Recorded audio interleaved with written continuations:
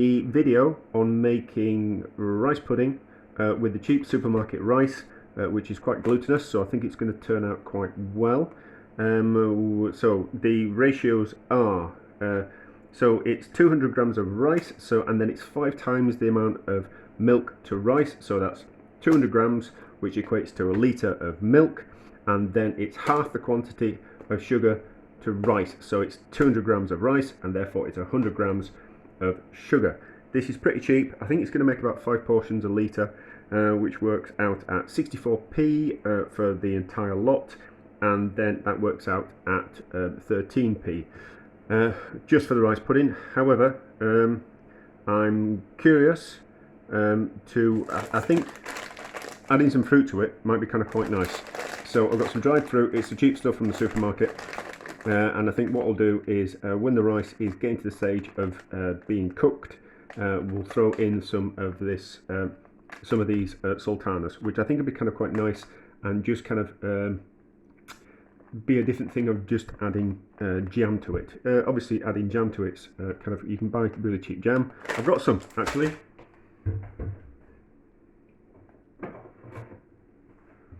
So this is the really cheap supermarket jam. It's alright. There's not much fruit in it. Back in the old days, it used to be bulked out, after the Second World War, it used to be bulked out with rhubarb. Interesting fact, if anyone's kind of interested. So if you're wanting to make your jam go further, and you've got a rhubarb plant, you can bulk it out with rhubarb, and it doesn't affect the flavour too much. You can't kind of really kind of taste the difference. Yeah, that's, if you're wanting just to make plain rice pudding, a spoonful of jam. It's pretty cheap. It's about 30p for 450 grams of that kind of jam. It's all right. It's all right. You know, a little bit of sweetness in the jam. That's a good thing. But I'm going to go for the sultanas because I'm curious. They've also got a bit of a sugar glaze on these, so we'll kind of see how that goes. And I think they'll plump up quite well as well. So that's kind of quite interesting. However, as well, I'm not going to do it this time, but you can add other things to rice pudding. Vanilla obviously is your standard choice of spice. However, something like cardamom pods work really well, really well in milk kind of dishes. So if you're making custard, some cardamom pods work really well. So therefore, because it works in custard, it's going to work in rice pudding as well. So I reckon 6 cardamom pods, give them a smash just to break them open. 6 cardamom pods per litre of milk. That will work really well. Kind of something if you've got in the cupboard, instead of wasting it, put it in some rice pudding or some custard and you'll be amazed. Another thing as well, which you wouldn't think of, is turmeric. Quite a lot of places like India, they'll have warm milk and they'll put in turmeric. Turmeric's really good for you and it's delicious in milk. It's that kind of same thing again. You wouldn't ordinarily assume that turmeric would be good in milk kind of products, but it's nice. It's nice in custard. It's nice in it's nice in rice pudding. Nice in custard tarts, that type of thing. It's just, you just need to be a little bit careful. So I would recommend half a teaspoon per litre. Stir it around, bring it up to the boil, give it a taste, see how it tastes. If you think it needs a little bit more, add a little bit more. But I think about half a teaspoon per litres, a good amount. Depending on the turmeric as well. Some turmeric is very earthy in the way it tastes, whereas some turmeric isn't so earthy. I don't know why. But I've always just found it that's like a better quality turmeric tends to be kind of quite like a name brand turmeric tends to be kind of quite earthy in flavour, whereas cheaper brands tend to be not as earthy. So you just need to be careful. But I reckon I'd probably put in a whole teaspoon of turmeric per litre. But I like the flavour. But certainly a half teaspoon. Taste it, see what you think. Would be a good thing as well. So pretty straightforward. Different ways of cooking rice pudding. There is the in the oven method, which gives you a skin on top of the rice pudding, which I know people love and people will fight other people for. Not necessarily to the death, but they will certainly fall out with people, whoever gets the skin off the top of the rice pudding. That's one method. The other method is to do it like a risotto, where you do it on top of the stove, thick bottom pan, something like that, that's got a nice thick bottom to it. Bring your milk and sugar up to the boil, pour in your rice, stir it round, and then let it slowly cook with the lid on the back of the stove. You need to keep an eye on that, because obviously it's that direct heat cooking the rice, so you kind of need to keep a closer eye on that. The third method, there will be more methods, I can only think of 3 at the moment.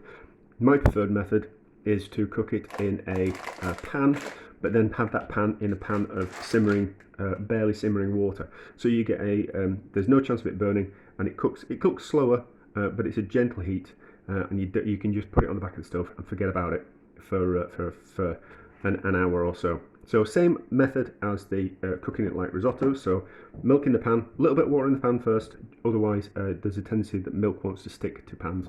So a little bit of water in the pan, bring your milk up to the boil, with your sugar in, pour in your rice, give it a stir around so the rice is coated, and then you put in a pan of simmering water like that. So imagine that's the pan of simmering water, this is the pan of rice pudding, and then you put that in there just gently, and then that'll, with a lid on, and then that'll slowly cook on the back of the stove kind of quite easily. And that's the method I'm going to use today. So we'll boil the milk, and then we'll kind of show you what I'm doing, so you kind of explain, because I sometimes think that the way I explain things I understand, but it's much better to see it practically, and then we'll talk about how it's going to cook for that type of thing. So the milk is just about to come to the boil. We have got a litre of milk, 200 grams of cheap rice, and we've got 100 grams of sugar. So a good trick is when we know that the milk's coming up to boil, just need to keep an eye on it. You can throw in something like the sugar or the rice, and that will slow down the milk from wanting to boil over. Also got a pan on the back, which we're going to use as like a double boiler, bain-marie, that's what they call them in kitchens. So milk's coming up to the boil, we can now throw the sugar in, give it a quick stir to melt the sugar. I wouldn't advise boiling the milk up with the sugar. That's another thing that's going to make the milk want to catch on the bottom of the pan. So add the milk in, add the sugar in once the milk's kind of wanting to boil, and then pour the rice in as well. So if you're wanting to do it like a risotto, this is how you do it. You just carry on the cooking process. You wouldn't keep on adding more milk to it as the rice absorbed the milk and evaporated off. You'd add it all in one go, and then you just put it on a low heat and slowly move it around. Now and again, come back to it every 5 minutes, give it a stir, see how it goes. But we're not going to do that. So to speed up the cooking process, we're going to bring the milk back up to the boil, because obviously you've added some sugar and some rice, which is slowed, which has brought the temperature of the milk down. So we need to bring that temperature back up, and it'll just speed up the cooking process, and also it'll stop the rice from wanting to catch on the bottom of the pan. So when you put it in a pan of water, you still need to stir it now and again, because what naturally wants to happen is the rice wants to go down to the bottom of the milk, and that's where it'll want to sit, and it'll form like a thick cake of rice at the bottom of the pan, which is not what you want.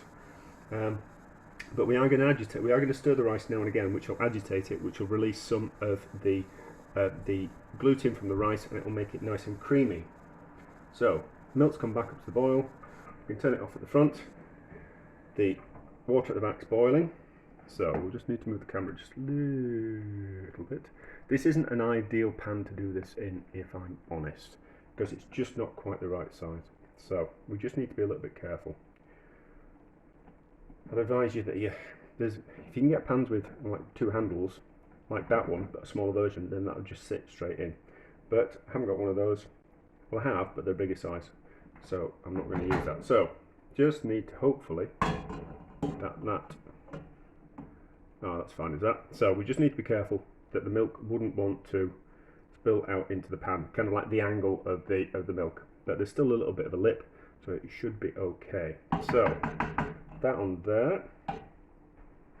Keep that on top. We need to put the pan lid.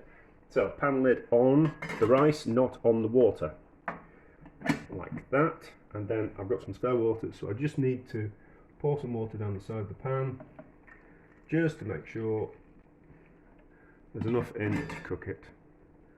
So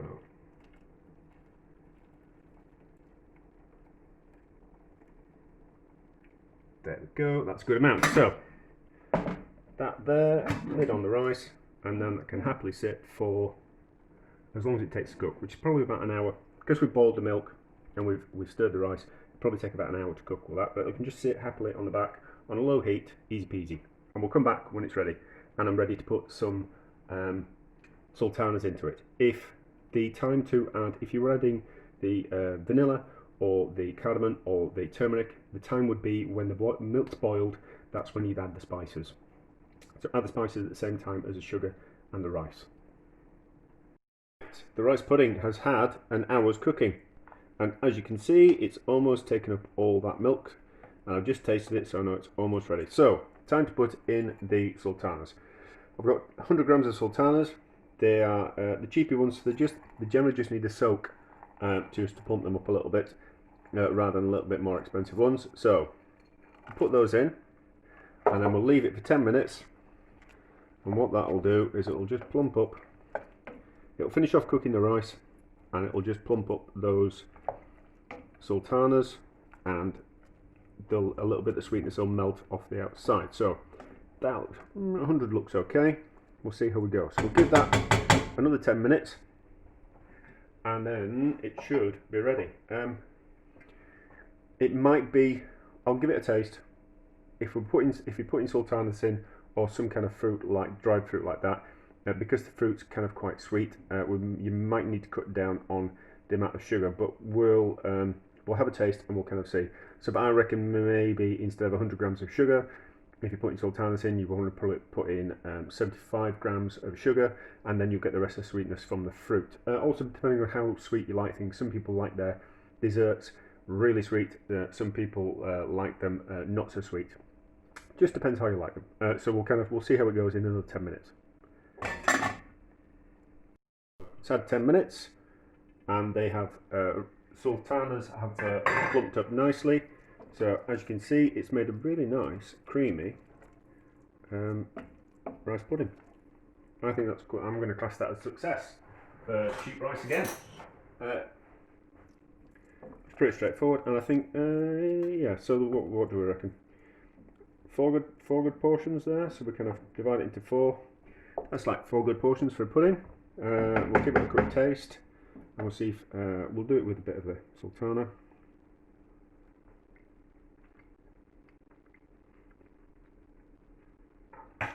No, it's nice. Sultanas are plumped up really well. I think that's nice, is that? That's a thorough success. Yeah, I think what was it? It was 100 grams of sultanas. That's a good start. If you can afford more, that would be great. Personally, I would always want to go down the route of a little bit of spice. So certainly the cardamom or the turmeric, I think, would be nice. But it's all about what you've got in the cupboard. So if you've got some turmeric, if you've got some cardamom in the cupboard, both nice, not together but separately. And certainly sultanas are any kind of dried fruit work as well. But there you go, another success for the cheap rice. So I've forgotten how much it was. I'll have my bit of paper somewhere, but I can't find it at the moment. So I did say 5 portions, didn't I? Going on. But I think 4 portions is good. So we'll kind of I'll put everything in the description, and then you can decide what you want to do yourself. But if you don't want to use cheap rice like that, the same recipe works for proper rice pudding rice, or like risotto rice, or paella rice, or basmati rice, or long grain rice, or short grain rice. It all works pretty much the same. But there we go, a success.